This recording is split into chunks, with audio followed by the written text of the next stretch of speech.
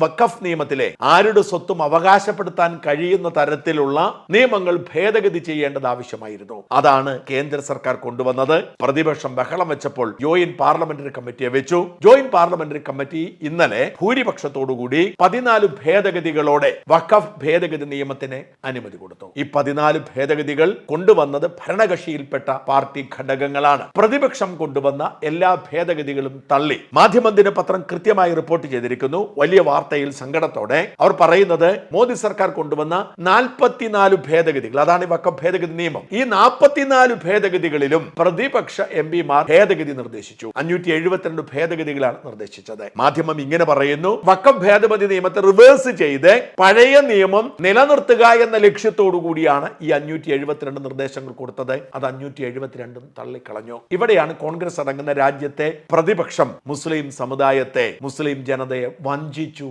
എന്ന് പറയേണ്ടി വരുന്നത്. വാസ്തവത്തിൽ അവരുടെ ജോലി എന്തായിരുന്നു? ഈ ഭേദഗതി നിയമത്തിലെ തികച്ചും മുസ്ലിം വിരുദ്ധമെന്ന് നമുക്ക് തിരിച്ചറിയാൻ കഴിയുന്ന ചില നിയമങ്ങളിൽ അവർ നിർദ്ദേശം വെക്കണമായിരുന്നു. അതിനവർ തുനിഞ്ഞില്ല. അവർ ആ നിയമത്തെ തന്നെ അട്ടിമറിക്കാൻ സകല ഭേദഗതികളിലും ഭേദഗതി കൊണ്ടുവന്നു. 572 ഭേദഗതി കൊണ്ടുവന്നു. ആ ഭേദഗതികളിൽ ഏതെങ്കിലും അംഗീകരിച്ചാൽ ഈ നിയമപരിഷ്കാരത്തിന്റെ ഉദ്ദേശശുദ്ധി അട്ടിമറിക്കപ്പെടുമായിരുന്നു. അതുകൊണ്ട് എല്ലാ ഭേദഗതികളും തള്ളിക്കളഞ്ഞു.